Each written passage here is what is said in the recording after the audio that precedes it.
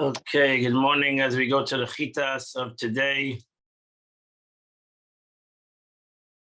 Today is Monday, the second portion in the second part of the portion of Parshas Mishpatim. We're holding chapter 21, verse number 20. If a man will hit his servant or his maidservant, Hashevet with a rod, umeis, tachas yodei, and he will die underneath his hand. Nokim, he shall surely be avenged.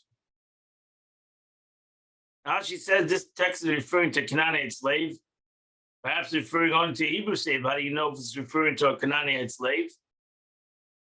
To clarify this, the Torah says, because he is his property. The concept of a Canaanite slave is that it becomes the property of the person. So a Jewish slave is never his property. Just as the property is permanent acquisition, so is a slave in question one who's permanent acquisition. Now, was he the one who kills his slave, not included or strikes a man and dies? They killed a person. The verse is written to exclude him, the owner of the slave, for the general rule concerning murder. We judged with the law of a day or two that if he did not die under his hand, but lingered an entire 24 period, he's exempt. And it's a total law in essence of a person, the slave did not die right away, but he died later on, then he doesn't have the same law as a person that was murdered. A shevet, now she says, they're talking about a rod and sufficient weight and strength to kill somebody, or perhaps not so. The master is liable even if the rod does not have the sufficient weight and strength to kill. Therefore, the Torah says, concerning a Jew, a regular Jew, one strikes him with a stone that can be held in his hand, for which he may die. Or if he strikes him with a wooden instrument that he can held in his hand, which he may die. So that's only in a situation where there is the possibility, there's a capability of death. Now, could the matter be understood of the Kal V'chomer? If in the case of a regular Jew, the case is treated more stringently, one is not liable unless he strikes the victim with an article sufficient, with weight and with strength, to kill a blow with the organ which causes death. How much more should it be in the case of a slave? In the case, so isn't there a kol shekayim? And the question, the Gemara leaves it as a question. Nokim. Over here, the Torah says, avenge, he shall be avenged. Misa Saib, the death of the sword. Decapitation. Again, and does not say the Torah swords avenging the vengeance of a covenant. So here they put to death. Verse number 21. But if he survives 1 or 2 days, then he's not avenged. Because he's his property. So if he gets up for a day or two and he walks around and then he dies, then it's a different law. If one survivor exempts him from punishment, then even 2 days surely should have exempted. Why does it say Yermayim? Rather, it must be speaking of 1 day, which that's 2 days. And what kind of day? Then is a full 24-hour period. It's like because by the Jewish law, it starts the night before. It's yesterday and today. Night before and today is a complete day. Like 2 days, yesterday and today.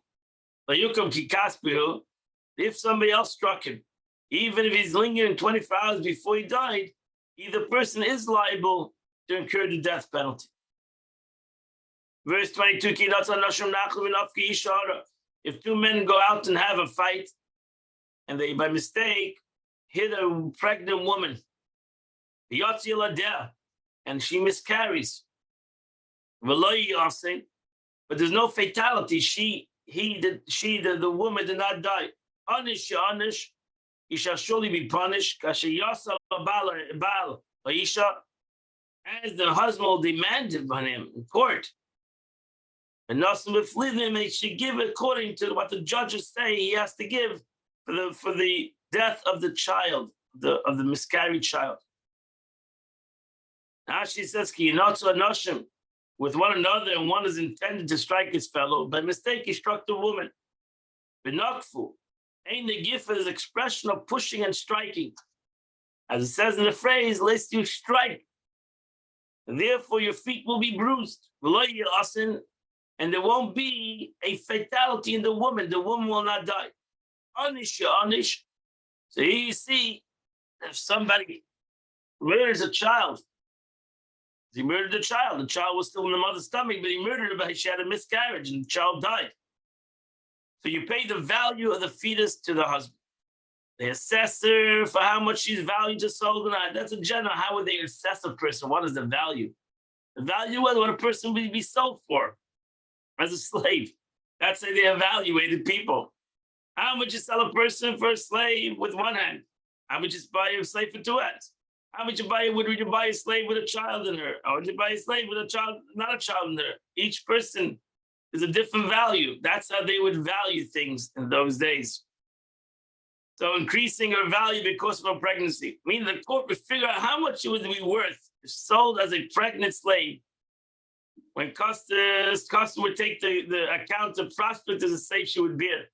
And her value is there without her pregnancy. That's the interesting way it was done in the biblical times, so to say, how they evaluated a person according to what they were sold as slavery. Today, it's totally different. Yanish, they shall collect monetary payment from him. Like verse 8, shall pay a fine, 100 shekels silver.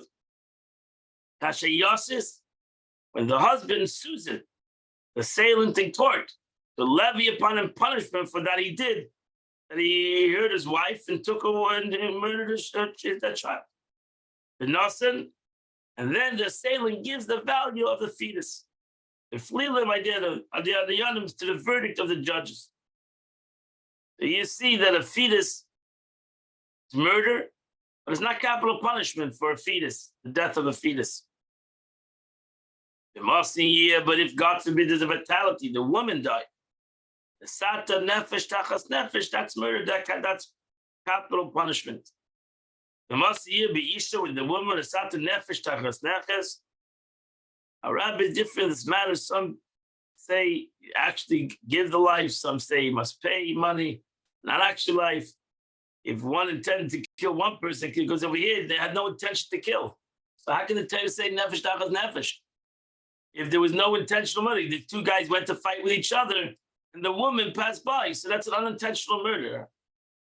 So what does it mean nefesh tachas nefesh? There's no concept of taking a life, capital punishment, in an unintentional murderer. That's the whole Gemara. What is the meaning of this Gemara? Nefesh tachas nefesh. Soul for a soul. An eye for an eye. Self and so we never give an eye for an eye. In this case, we wouldn't give a soul for a soul because we're talking about an unintentional murderer. So therefore, he's exempt from the death penalty. Must pay his victims a value. Again, if God forbid the woman was killed, it would not be a soul for a soul. Ayin tachas ayin will be monetary because it's unintentional murderer. Ayin tachas ayin, an eye for an eye. Shen tachas shen, a tooth for a tooth. Yad tachas yad, a hand for a hand. Regel tachas regel, a foot for a foot. The Rashi says of the Gemara, he learns it doesn't mean an eye for an eye. It doesn't mean a foot for a foot. It means the value of a foot for a foot, the value of an eye for an eye, the value of a hand for a hand, a tooth for a tooth. If a person blinds his neighbor, you must give the value of it, which is how much this price to be sold in the marketplace. As the decrease without an eye, the same way you do the value. How much would you buy a slave with two eyes? How much you buy the same slave with one eye? So the meaning of them, all injuries enumerated in the following verse, but not the actual amputation of a limb. As our rabbis interpret the chapter in the Gemara and Baba Kama, the Gemara learns over there clearly that Torah does not mean a life, in this case, eye for an eye, a foot for a foot. Kiva tachas kiva, a burn for a burn. Petza tachas petza, a wound for a wound. Chabura tachas bura, a bruise for a bruise. She says the burn by fire. Until now, the Torah spoke of injury that decreased the value of the victim. And now the injury that does not decrease the value of the victim, slave, but causes pain. So it doesn't decrease the value, so you got to burn. For instance, a assailant burned him, the victim, on his nails with a spit. The judge would compute how much money a person would be willing to endure such. But how they say so how you evaluate that? Also, it would be evaluated how much a person would take such pain. How much would he take money for that? Petza wound is a wound that bleeds. When he's wounded, his victim's flesh. All according to what his wounds is. If it decreases the value, he, the sailor, must pay for the damages. If he falls into idleness, he must pay for, if he gets sick, he cannot work. He has paid for his healing, he has to pay for his shame and the pain. Again, we have 5 payments. Nezek, Sar, Ripoy, Sheves, Beiser. Nezek is because there's damages. Sar is for pain. Ripoy is for payment of doctors. Sheves is for lack of work. And Beisher is for embarrassment. That's interesting. The 5th one is an interesting thing. Embarrassment, because each person is different. In the chapter of Ayevel, the Gemara, Babakama, our rabbis interpret making one liable for the victim pain, even when there's permanent damage, which he must pay for. Because although he pays him the victim value of his hand, we do not exempt him from payment compensation of fixed pain. Reasoning that since he, the assailant, purchased the victim's hand by giving the payment, so to say, he may amputate it with whatever he wants. He say, however, he should amputate with a medication to lessen pain. However, if he cuts it with an iron implement and causes him pain, must give the victim compensation. The pain is an important part of the payment that a person needs to pay. The pain that he did to the other person. Habura, a bruise, is a blow which the blow collects but does not come out. A black and blue mark. Does not. It only renders the flesh in the spot. In terms of habura, the equivalent to like the spot on a leopard. I may translate from mishkufe, the expression of beating, and meaning beating, knocking, or verse 26. If a man will strike the eye of his maidservant, the eye of his manservant, the eye of his maidservant, and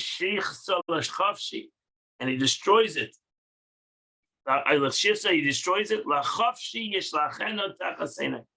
He must set him free in return of his eye. This, as we mentioned before, Rashi yesterday, Rashi told us that we're talking here only about a non-Jewish slave. If you hurt your non-Jewish slave, he is free. Kanani, this is talking about a Canaanite slave. If you hurt him, he goes free. But a Jewish slave does not go out with tooth, because a Jewish slave only goes out in 6 years. That's it. Return for his eye. That is the law with 24 tips of the limb. The Gemara says, even though it says an eye and it says a tooth, it means the Gemara enumerates the 24 different parts of the body. Fingers or the toes, the 2 ears, the nose, the male organ. Why are they both? So why the tooth and the eye mentioned? And the Torah would have mentioned only one, because they had to mention an eye and not mention a tooth. You would say just as an eye was created with him at birth, so it only applies to things that created him at birth. A tooth was not created him as birth. Therefore, I would say the master knocked out the slave's tooth, the slave would knock off. Therefore, it mentions a tooth. If it would mention a tooth and did not mention eye, I would say that even if the master knocked out a baby tooth, which would be replaced by the natural growth of another tooth, the slave would be freed. Therefore, it mentions the eye. So it has to be a situation where we take something out, but it doesn't go back. If it goes back, it's not, it doesn't, so he has to knock out not a baby tooth, but he has to knock out a tooth that will not come back. And that's when the Torah uses an eye and a tooth. From both of that, we learn what kind of a situation in the body, Rosh Eivarim, as they call the heads of limbs, which if he cuts off his finger, God for the tip of his finger, now the slave goes out free. If he knocks the tooth out of his maidservant, or out of his manservant, his maidservant, to set him free for his tooth. Verse 28, if a bull gores a man or a woman, and the person dies,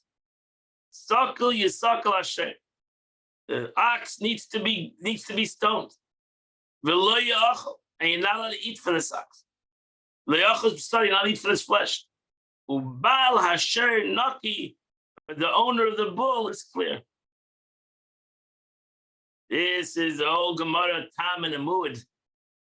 So Kiyigach, Rashi says this refers to either a bull or any domestic animal. Doesn't mean only be a bull, it can be a dog, beast, or bird. But the text spoke about the usual occurs. A bull usually gores. But if your dog bites, it's the same law. The implication is, as stated, the bull should surely be stoned. Do not know that because it's carrion. How can you eat from its flesh? It's stoned. It's not shechted. Meaning not killed according to the halacha. And a carrion is forbidden to eat. It's a dead animal. So what does the Torah need to tell us? That you're not allowed to eat from the animal. The animal didn't die through shechita, through ritual slaughtering. It died through stoning. So it's like any dead animal you find in the middle of the street. It is treif. For what purpose did the Torah state, and the flesh shall not be eaten? To inform us another law. And even if one went and said, you know what? The animal is going to be killed. So he took the animal and he ran to the sheichet and they slaughtered the animal. They shechted the animal. Now he comes to business. What's the difference? The animal's dead. I just shechted the animal. So let me eat the animal. No.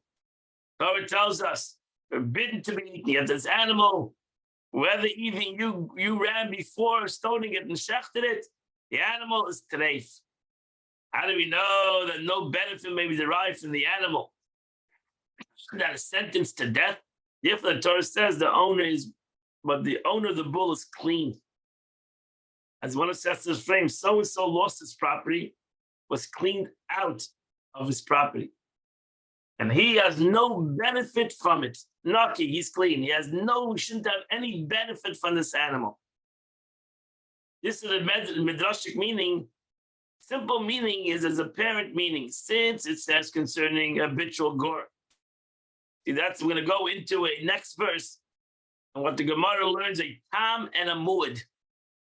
There's a concept of a tam and a muad, a goring ox and a non-goring ox.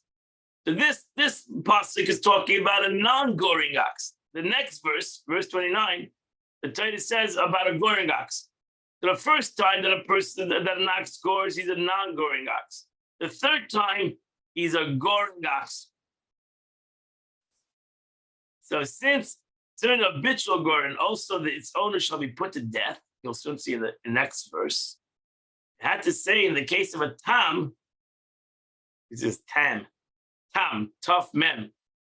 The owner of the bull is clear of charges. The tam bull, is a bull that did not gore habitual, but only once or twice. In the case of a bull that killed a person, the bull is put to death, but the owner is clear. Meaning, if he doesn't have to pay ransom, as you'll soon see in the next verse. Should the bull gore 3 times? Called a muad. Muad means a warned bull, aggressive bull. The 4th time it gores, it kills somebody, it's liable to death. And the owner is also liable to death at the hands of Adam. In order to clear himself of this punishment, he must pay ransom, as it's going to mention in verse 29 and in verse 30. Now, also you're going to see in the next verse, the Torah talks about death if your ox gores, but you're going to learn that it doesn't mean death. You're not put to death by your animal goring. You only put to death if the person himself gores. He self-kills, but doesn't not as animal. And it doesn't mean death. It means the aspect of koifer, means the concept of payment for your soul. Verse 29, if he's a habitual goring bull, since yesterday and the day before yesterday, and the owner was warned, and it didn't watch the animal. He had a goring ox. And it killed a person. The guy's going around goring. Baruch Hashem, nobody got killed, but he has a goring ox, and now after 3 times, the ox goes and kills somebody. Asher Yisakil, the bull shall be stoned. The Gambile of you must have owner shall be put to death. Since yesterday and the day before yesterday, this implies a total of 3 gorings. The word denoting warning in front of witnesses. The man was warned about his ox. The Hamasish, since to say that the bull gores. I know that only the bull is liable for death if it kills him, its victim, by goring with its horns. If it kills him through biting or shoving or kicking, how do we know? It seems like only the Torah is talking about goring. Therefore, the Torah states, and it puts to death, and it's put to death. The Hamas ish. Anyway, the Hamas. Anyway, you don't always think that an ox can only kill by goring. An ox can kill by biting. An ox can kill by shoving. An ox can kill by laying on a person. Torah says that put to death, implying that whatever way he kills the victim, the bull is liable for death. Don't only think that a bull is only liable when he gores. The gambal of you put the person to death. The Bezdin puts the person to death. So here we have the first time we mentioned the concept of death from heaven, by hands of heaven, and not through the court. Because you don't put a person to death in the court unless he kills, not his animal kills. I might think the verse means that he is liable for death. Maybe the pasuk means that he's liable for death in the hands of man through the court. If the Torah says the sailor shall surely be put to death, he's a murderer, implying that his act of murder must you must kill him, but you do not kill anyone for his bull's murder. The Torah says, you shall pull him to death.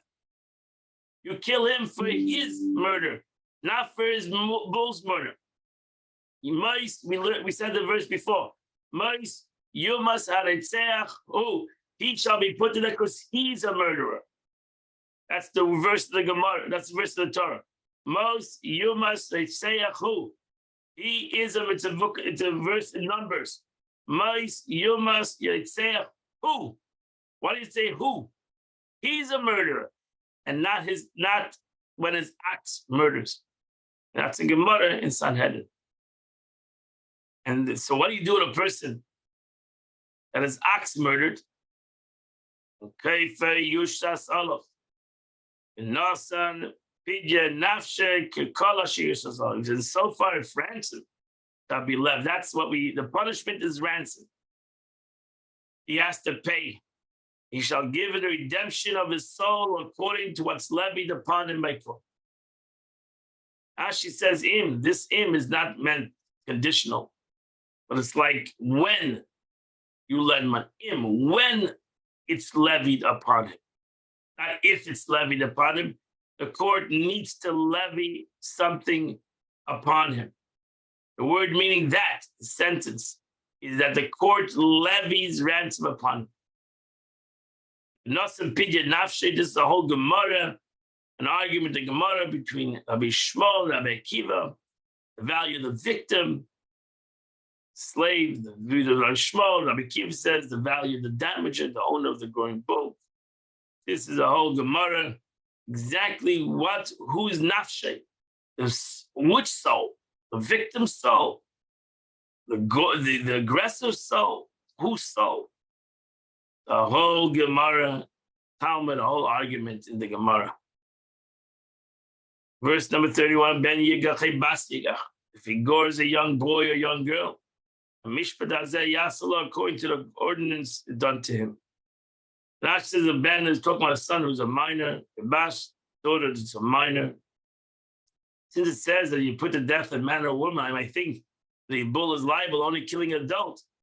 If the Torah says to be a gozy young boy, make it liable for a minor as an adult. Verse 32 in Mavadi if the bull gores a manservant, a yama or a maidservant, Kasav Shleshim Shkalim Yital Adana Vashay Yisakal. And he has to pay because the Lechera, who does he pay to over here? Who is he paid to? The maid, the family, they're basically servants. They own the property of talk about a non-Cananian. It's the property of the master. He has to pay the master. And actually, this is like that the Torah puts before. The Torah said the court shall value. Suddenly now the Torah puts a number, 30 shkalim. This is what you call in Allah and Gemara Gzeidus HaKasavu. It's the decree of the verse. You'll find this many times in the Gemara. Meaning, like the Gemara says, I don't know why the Torah says this. Where does the number come from? Why do we evaluate a 30? Maybe this guy is worth the servant is worth a lot of money. The Gzeidus HaKasavu. Nobody knows why. The Torah says 30 shkalim. That is it. Whether the guy is worth a lot, whether he's worth a little, 30 shkalim. And that's what's called the Gzeidus HaKasav. Go back to the verse and argue with the verse. You have any complaints, go to God, so to say. That's the verse. I don't understand. No, I don't. The Gemara says I don't comprehend why the Torah says that, but that's what the Torah says. Why would the Torah say the weight of a shekel of gold is a piece of gold, which equal a half of an ounce of official weight in Cologne? And how she lived in France. Verse number 33. If a person opens up his pit, he opens a pit in the middle of the public domain. If a murb digs a pit and does not cover it, and a bull or a donkey falls into it. This is, you can go to Gemara here. Baba Kama, pages upon pages is written on this pasuk. Which was covered and he uncovered it. Or he digs it himself. The Gemara says, why is it stated? He's liable for opening a pit that is already dug. It's not true that is more guilty for digging a pit. What the Torah says, you're obligated to opening a pit that was dug. Showing you dug a pit. It's a kavachayma. But this is not included the digger who digs deeper after a digger, that he's liable. Torah wants to tell us a case where a guy dug a pit, because it has to be 10 tvachim deep. Dagger did 8 tvachim. Another guy came and dug the other 2 tvachim. Who's liable? The one who dug the 8 tvachim, or the one who came and dug the other 2 tvachim? So the Torah tells us that the person who ultimately dug the last 2 tvachim, he's the one. He's called the one who dug even though the guy dug 8 tvachim before, he dug much more than the second guy. Second guy is responsible. Leia Fesena, on Kisa, if he covered it, and it came uncovered, he's not liable. And the Torah is talking about speaking of one who digs in a public domain. I didn't dig a pit in my backyard. I dug a pit in front of my street. I decided to dig a pit for whatever reason. Ash says this applies to all domestic animals and beasts. Wherever it says a bull and a donkey, it derives that it applies to all domestic animals. Similar shur from the law concerning Shabbos is stated, in order that your bull and your donkey rest. Just as they're referring to Shabbos, every domestic animal and beast is like the bull in reference to the law. Or as it says elsewhere, regarding Shabbos, you shall not perform any kind of work, neither you nor your son, Maybe all your animals. Here, all animals and beasts are like a bull in reference to this law. Bull and donkey are mentioned here for us to understand that the bull that falls into a pit, the owner is liable, but not the man who falls into a pit. And he is liable for a donkey and not utensils. The Gemara says, really any animal. My dog falls into the pit. The guy who made the pit is liable. Over here, the Torah wants to tell us that if a person, while you're walking in the street and you're busy on your phone and you fall into your pit, into somebody made a pit, you should have been watching where you walk. Or if any utensils fell into the pit, it's also not considered. If I was carrying a utensil and fell into the pit, the one who made the pit is also not responsible. It has to be an animal. The owner of the pit shall pay. He shall return money to its owner, and the dead body shall be his. Balaber, what means a balaber? He's the owner of the pit. That's just Baal Tekol, the one who created the obstacle, the one who made the pit. Although the pit is not his, what do you mean, balaber? You're the owner of the bird. The bird is in the Shus Harabim. The pit is in the public domain. So why is it yours? Torah makes it yours. The Torah makes it yours. If you made a pit in the public domain, it became yours. And he's liable for damage. Kesev Yosh L'Bailim. The word Yoshev is written to include anything worth money, even brand. Kesev Yoshev L'Bailim means it's an interesting law that I don't have to pay with cash. I can pay with anything. Pay with shmatas. Even brand. The best of later on you'll see it's the best of his vineyard. The Torah says certain times you have to pay the best of your vineyard shall pay. Shash explained to me the damages are paid for the best of the land. Avuna the son of Yeshua in the Talmud solves this apparent discrepancy by concluding it applies only if the defendant prefers to pay damages with land. But if he prefers to pay with movable objects, even everything is deemed best.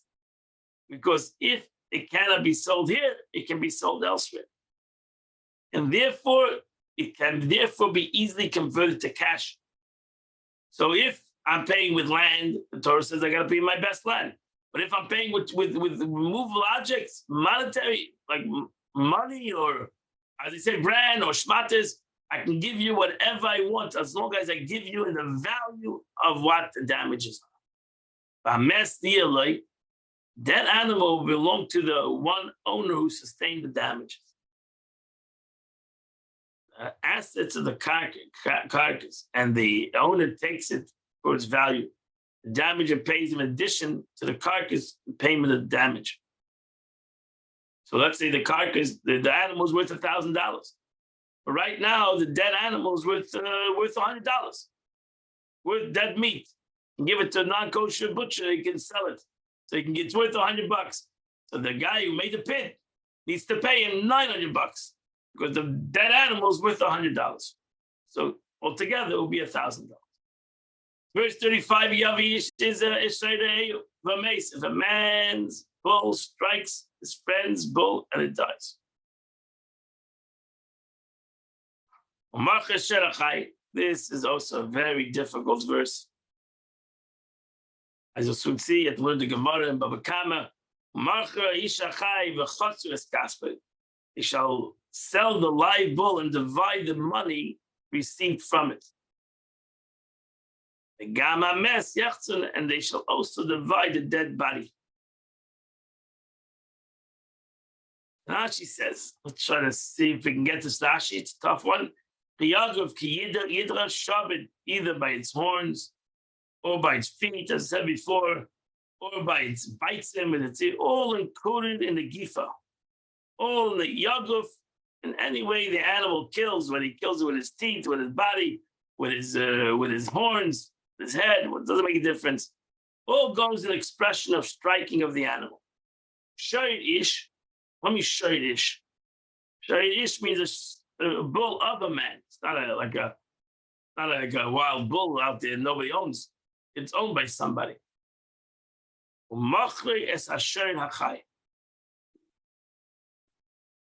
what happens? Yankel's bull kills Shimon's bull. The scriptures talk about two bulls of equal value. A bull worth 200 zuz, $200, that killed a bull worth $200. Whether the carcass is worth much or worth little, when this one takes half of the value of the live bull and half of the value of the dead one, the result is that each one sustains half a damage that death inflicted upon. Must be talking when we learn that this is a tam bull. So this pasuk is talking about a tam, a bull that's not an aggressive bull, because if it's an aggressive bull, put to death. We're talking about a tam bull that damaged, that killed another bull. Then he pays half of the damages. He didn't kill a person, he killed a bull. He pays half of the damage. He killed a person, he's put to death.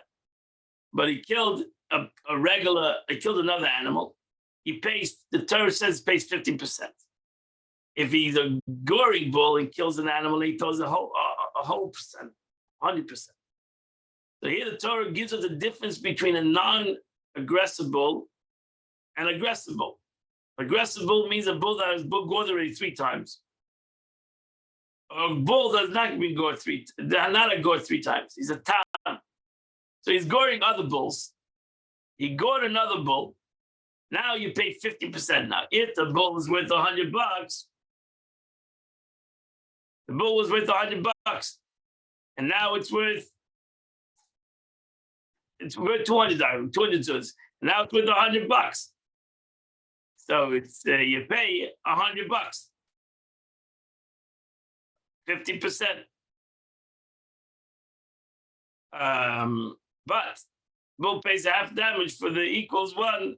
Learn for with the equal the one the bull's of value. The law of a tam bull is to pay half of the damages, not more or less. Perhaps even the bull equal when they are alive. Scripture mandates that they sell both and divide the proceeds between them. Maybe the pasuk means to sell both bulls. This cannot be true, since if you say that sometimes the damager would gain very much, or sometimes the victim would receive much more than the amount of complete damages. For half of the value of the damaging bull may exceed the entire value of the bull who was damaged. If you say that, the law regarding the tam bull is more stringent than the law regarding the habitual gore. You are compelled to say scripture is referring only to the one's bull of equal value. It teaches you that a tam bull pays half of the damages, and from a law concerning equal ones, you learn that unequal ones, that for one who is awarded half of the damage, they, the court, assess the carcass and decrease of its value due to the death, and receive half of the depreciation, the depreciation, and leaves, as scripture states in this language, to teach us that the tam bull pays only with its body. And if it gores and subsequently dies, the owner who sustains the damage will see only the carcass and does not equal half of the damage. He has loss. He has a loss. Or if the bull is worth a mana, 100 zuz, gored a bull worth 500 zuz, he, the owner, receives only the bull. But the tam bull did not become obligated to obligate its owner to pay for the best of his property. So in essence, just quick, in essence, the pasuk doesn't say exactly what does he pay 50%, and therefore we take 50% of the live bull and 50% of the dead bull, and that's how we evaluate. So if it's the tam bull, if both of them, that's if they're both equal, and now the $200 is $200. They're both equal, $200. And now the guy is worth, now the dead animal is worth $100.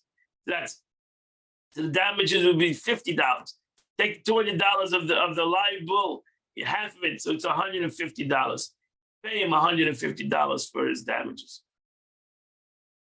So he loses money because ultimately his bull was worth $200. That's, he must say there were equal value. If the guy's bull was worth $1,000, he's going to divide that bull for $500, and he's getting more than his worth of his value of his bull. So we must say it's equal value. Again, this is all in the Masechta Baba Kama, Daf Lamed Gimel, and you can learn over there a lot. Verse number 36. If this bull is a habitual bull, habitual gorer, and the guy's not watching him, he's goring other bulls. I'm not talking about he killed a person. Goring other bulls, he's killing bulls, killing other animals, not a bull, he's killing animals. He has to pay bull for that. If this is a goring animal, he's got, anytime he kills an animal, over three times, he now has to pay full value of the animal that it gores. Today we're talking about not a tam, but he's known as a habitual goring bull. Today, from yesterday, from the day before, totally 3 gorings. Shalim, Yishalim, the complete damages. Now, any animal that it gores and kills pays full price. A mess here, like the dead body belongs to who? To the victim. So the victim gets his money and his dead animal. In addition to that, the damage must complete it until the victim is paid his entire damage due to him. So here the Torah gives a difference between a tam and a muad. A goring animal, and a tam is an animal that gored once, twice. Verse number 37. If a man steals a bull or a lamb and slaughters it and sells it, Hamisha Bakishal, this is a title law. He has to pay back 5 times. Tachas Asher, 5 times for the ka'aks,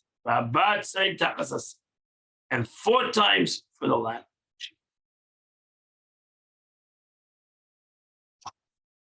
Rabbi Yechon Mizaki, Rashi brings out a Gemara.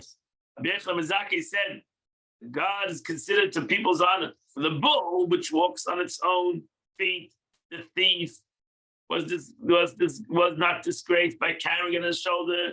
He pays 5-fold. For the lamb, where the thief carries it on his shoulder, he pays only 4-fold because he was disgraced by it. Look how God has rachmanis on the thief. That the thief had to schlep it.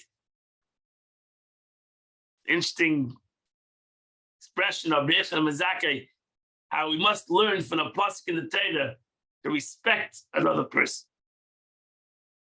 And Meir said, come and see how great the power of the work is. For a theft of a bull, which causes the owner to stop working, the thief pays 5, because he's a worker. The lamb, which is not cause the owner to stop working, right? The lamb doesn't work for the owner. The lamb just sits and eats, so therefore you pay 4. That's what you learn from the pasuk. Learn from the pasuk how God values work. Tachas Asher. Scripture repeats it in mentioning the bull and the lamb to tell us that the rule for told and 5-told payment applies only to a bull and a lamb. Again, it's a Gzeirus Hakos, interesting law in the Torah. Like the Torah says, a special law to a sheep and to a bull. Sure. That's 4 times or 5 times the value. Verse chapter 22, verse 1. Another fascinating one. If while breaking in, this thief is discovered, a guy is drilling into somebody's house. Machteres is in the basement. He's drilling under his house, comes into his house, and the guy kills him with a mace, and he kills him. The owner of the house kills the guy. Ein lei damim. He has no blood. Rashi says, in Machteres, when he's breaking into the house, ein lei damim. This signifies that it's not considered murder. It is as though as a thief was considered dead from the start. Here the Torah teaches us a lesson. Somebody comes to kill you, kill him first, because he's dead already. And this one, a thief who came to kill you, because he knows that no one will hold himself back, remain silent when he sees people taking his money. So even though this guy is coming not to kill you, he's coming to he's coming to steal from you.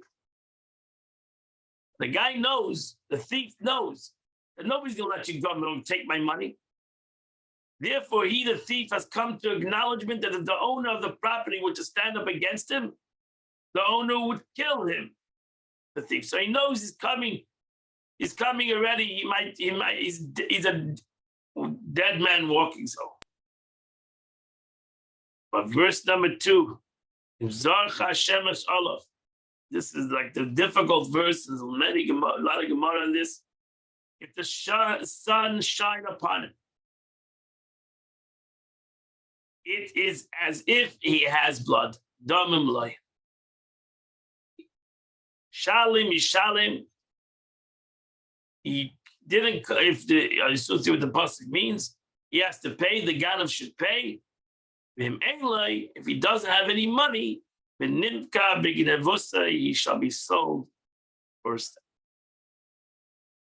Now she says, it's a Gemara again, Sanhedrin. There is nothing but a metaphor. This is nothing but a metaphor. Meaning, if the matter is clear to you that the thief is peaceable, disposed towards you, similar to the sun, that means you know that this thief, you catch him, boom, you catch a guy in the middle underneath in your house, crawling into your basement. No basements in Florida. You catch a guy crawling through your window in your house, and you know that he's not there for murder. Rashi gives an example, like a father to a son. If the son sees his father crawling through the window, he knows his father's not going to kill him. Therefore, he's not going to kill him. So therefore, the Torah tells a peaceful disposal towards you, similar to the sun, which represents a peace in the world. So it's obvious that you have not come to kill you, even if the owner of the money raise against him. For instance, a father breaks in to steal his son's property. It is known that the father has mercy upon his son, and he has not come to kill him. So therefore, you're not going to kill him. Damim, he, the thief, is considered to be a live person and is considered murder if the property owner kills him. Shalom, thief must pay money he stole, and he's not liable to death. Thief is considered to be sentenced to death in cases where the property owner is allowed to kill him. In these cases, if the thief exempted from any monetary obligation incurred when dug into the house, this is a whole other law. This is a whole different law that we learn from here. In essence, if a regular person drills into the house, since he's a dead man, if he breaks anything in the house, he's not liable. Because once he's put into the category of death, then he's not liable for any damages. But a father would be liable because he's not in the death man situation. There's a concept of kamlei b'derabnei, a whole Gemara. So in these cases, the thief exempt from monetary obligation incurred when dug into the house. It means even if you didn't kill him ultimately, right? So you didn't kill him, you tied him down, and now you say, "Oh, he broke my window. I want you to pay for my window." He's not obligated for the window. It's an interesting Jewish law. The case of property owner may kill him. However, the thief is not considered liable to death and thus must pay for what he stole. Uncle surrenders if the eye of the witness fell upon him, adopted another view, saying that if witnesses discovered him, the thief, before the property owner came, when the property owner came against him, they warned him not to kill him. Thief is considered as if he has blood, meaning the owner is liable for the thief if he kills him. So you can't just kill a thief. Talking about a specific case, a guy is killing to your house. You catch him over there by yourself. There's nobody else there. There's no witnesses there. You catch him there, and if you're just going to stand up against him, the thief will kill you. So therefore, you're allowed to kill him.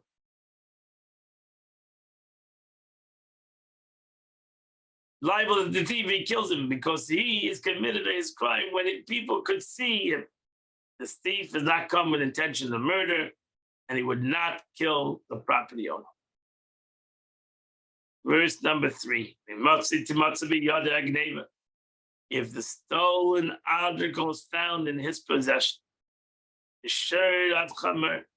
whether a bull or a donkey,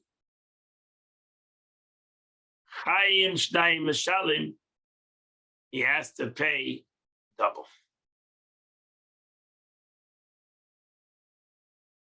Ashi says the stolen object is possession, meaning in the hand, meaning in his possession, meaning he either slaughtered it or he neither slaughtered it nor sold it. Everything is included in the obligation to make a twofold payment, whether it's a living thing or something that is not alive. As it says elsewhere, for a lamb, for a garment, for any articles, he shall pay twicefold to his neighbor. And he shall not pay from dead ones, from either live ones, or the value of live ones.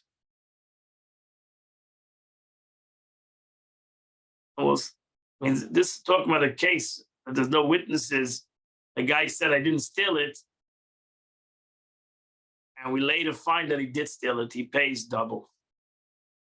As we're going to continue learning on these laws. But that completes the Chumash of today. We'll now go to the Tanya of the day. Okay. The Alter Rebbe yesterday said that if we have any pain from tzad in the world, what should be our response? Now he goes into another kind of pain. Now, the Rebbe now goes to discuss a different kind of sadness that's caused one's failing in the matters of spirit. Sad is connected with heavenly matters. He has heavenly woes. He's struggling with God. Spiritual issues. He's uncomfortable with spiritual existence. So the luscious eitzah b'nafshe, one must seek ways to free himself from this. Guilt issues. That this applies at the time of one's divine service. Why does he have all these issues when he's supposed to serve God? If we're talking a little davening, a little learning, sure, you need to get rid of it. You need to put it aside and think about it and put it aside for another time. You might be right. You have issues, maybe sins, maybe, so yeah, I'm struggling with God. So you need to put that, you need to make a time to have those struggles.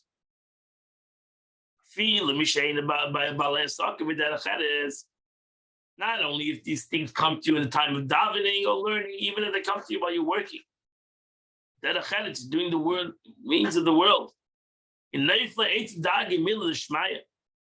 it comes to him, to descend upon him sadness and anxieties about heavenly matters, Shasa Sakov, in the time of his business affairs, he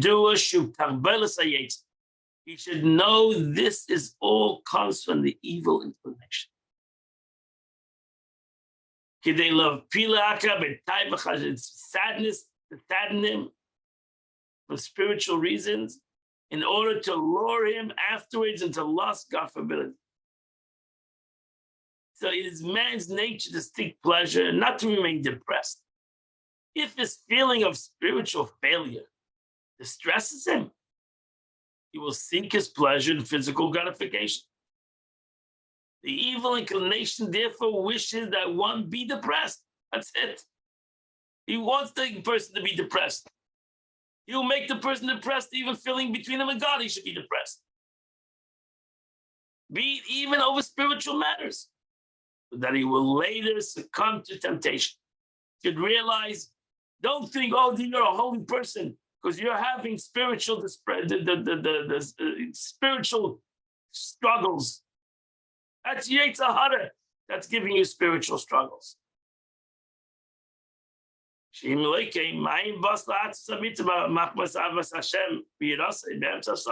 not so that the depression is doing this Yetzer Hara. From where would a genuine sadness, one that is derived from the love of fear of God, come to him in the midst of his affairs? The Chayr is not serving God. It's in the midst of his affairs, in the midst of daily life. Why would he suddenly be depressed for God if it was not for his Yetzer Hara? Since a genuine sadness is an expression of love and fear of God, it should be expressed at a time when these emotions are active. You should have only this depression at the time of prayer, Torah study, or the like, but not during one's business.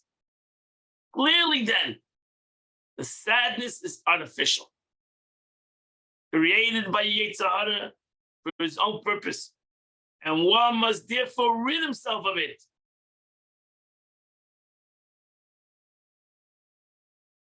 Where the depression settled upon him during his service of God, the time of his studies Torah, commentary with tefillah, whether he's davening or learning, where he is not engaged in the spiritual but with his material affairs, this is what he should say to himself. He would say to his Yetzer Hara, you know what? I am depressed. I'm totally not a good person. I'm spiritually disconnected. I have spiritual problems. I am struggling with God. You're 100% right. But now is not the time. Okay, now is not the time to have true, genuine sadness. I feel a daigus, even to worry about great sin. Now is not the time. If I really want to fix my negatives and my struggles with God, I need to make a time for it. Not as davening is not the time, and learning is not the time, and while I'm working, it's not my time, not the time.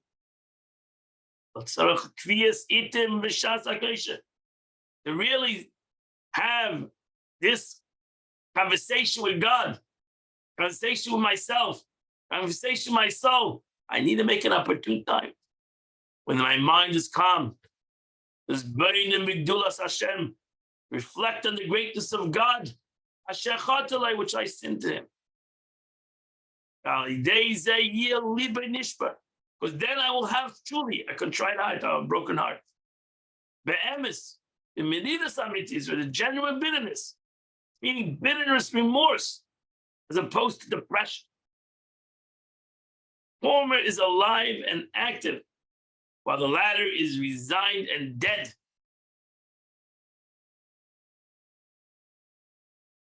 So depression and anxiety is just killing you. Sit down and to really think about the negatives that I have done, that is good. We need to have a little bitterness, and we need to have a genuine bitterness of the negatives we have done. That's a good thing. That's a positive thing. That's an Torah. But depression, anxieties, and sadness, that's not anything that a person needs to have. As explained elsewhere, when this time should be. Maybe build a night. Figure out a time. Sean is by a Gamkein. And there explains also. It started off the chapter beginning.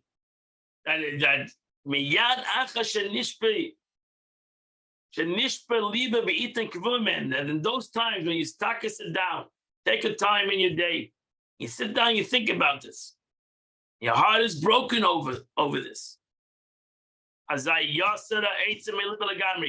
you have to take away the sorrow from your heart entirely.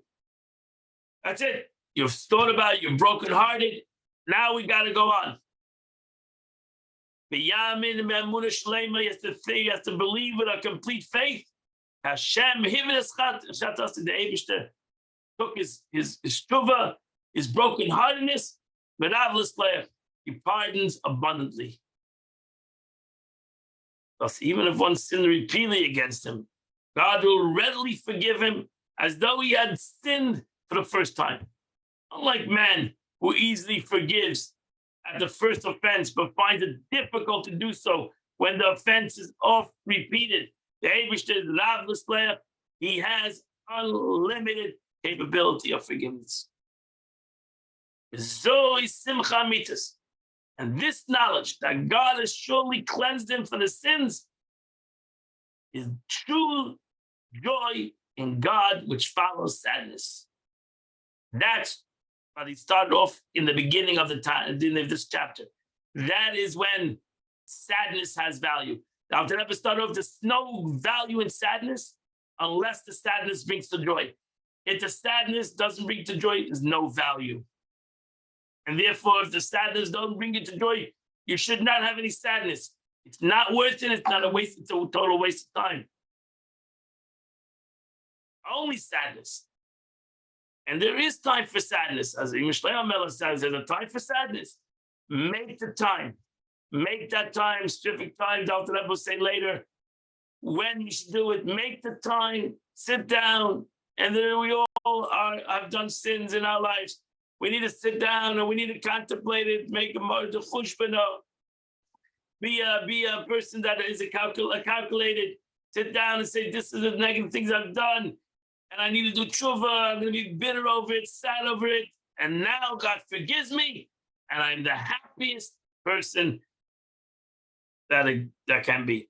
And realize that if any struggles come to you, spiritual struggles, come to you during the day, it's not from the holy side. It's not coming from your godly soul. You don't fool yourself to think that those struggles are coming from your godly soul. They're coming from your yetzer hara. They're coming from your evil inclination. In Niskalel, as I mentioned above, the virtue of sadness lies in the joy which he gives us. And that completes the Tanya of the day.